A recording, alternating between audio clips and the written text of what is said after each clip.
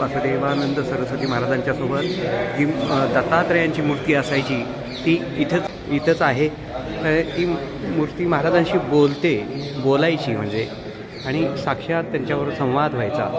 ती मूर्ती इथे आहे. भगवान दत्तात्रेयांच्या समोर ठेवण्यात आलेली आहे. तिथे पुढे इथेच महाराजांनी 13 महिन्यानंतर इथे समाधी घेतलेली आहे. समाधी मंदिराचंही आपण दर्शन घेणार आहोत. मैयाचं पण दर्शन, मैयाच्या तटावरच हे मंदिर आहे. नर्मदे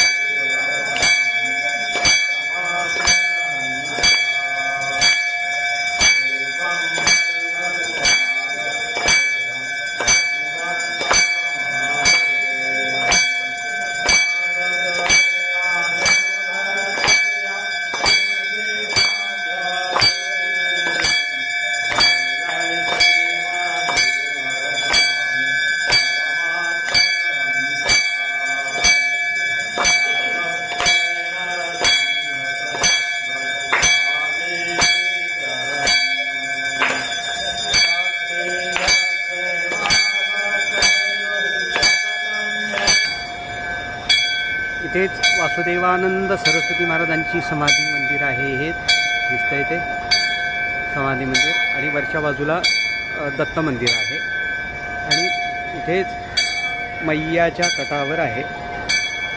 हा मैयाचा तट दिसतो आहे.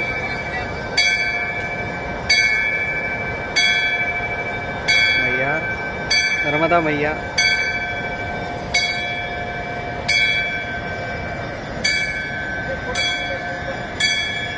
नर्मदे हर. जय जय रघुवीर समर्थ.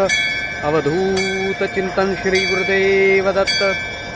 व्हिडिओ पहा, पुढे पाठवा आणि चॅनलला सबस्क्राईब करा. पुढचा व्हिडिओ नक्की पहा. नर्मदे हर. जय जय रघुवीर समर्थ.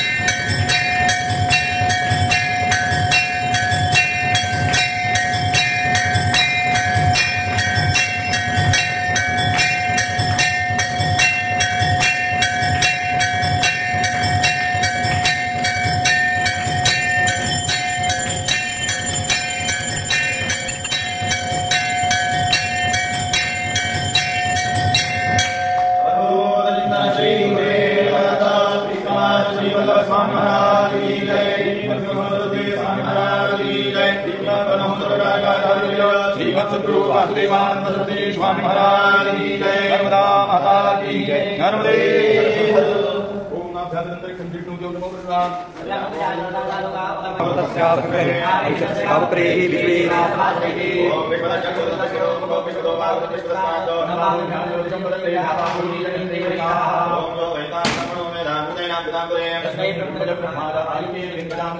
नारायणाय विद्महे वासुदेवाय धीमहि तन्नो विष्णुः प्रचोदयात् महादेवाय धीमहि तन्नो रुद्रः प्रचोदयात् नारायणाय विद्महे हिरण्यगर्भाय धीमहि तन्नो ब्रह्मः प्रचोदयात् शांताय विद्महे वक्रतुंडाय धीमहि तन्नो रुद्रः प्रचोदयात्। मराठी गरडेश्वर स्थानामध्ये राहायचे हे स्थानी पसंत केले. मी नर्मदा किनारी राहणार आहे आणि इथे राहून लीला करेल म्हणून महाराजांनी इथे महाराज दत्त महाराजांची मंदिरासाठी भूमिपूजन केलं आणि इथे त्यांच्याकडे दत्तमूर्ती होती स्थापना केली आणि नंतर महाराज इथे समाधीस्थ झाले. नंतर सगळे भक्तांनी दत्त मंदिर बनवलं आणि खाली महाराज समाधी मंदिर बनवलं. आणि गावामध्ये दोन महादेवाचे मंदिर आहे, गरुडेश्वर आणि गरुडेश्वर.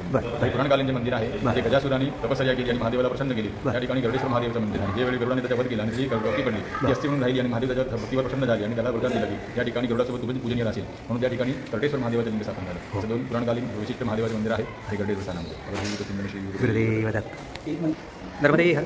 मी आता गरुडेश्वरला आहे आणि इथे आत्ताच आरती झाली. महाराजांनी थोडक्यामध्ये माहिती पण सांगितली. वासुदेवानंद सरस्वती महाराज शेवटचे 13 महिने या ठिकाणी राहिलेले आहेत. पूर्ण भारत भ्रमण केलं आणि भगवान दत्तात्रयांची त्यांना आज्ञा झाली की आता तुम्ही इथेच मैयाच्या खाली तुम्ही राहायचं आहे आणि शेवटचे 13 महिने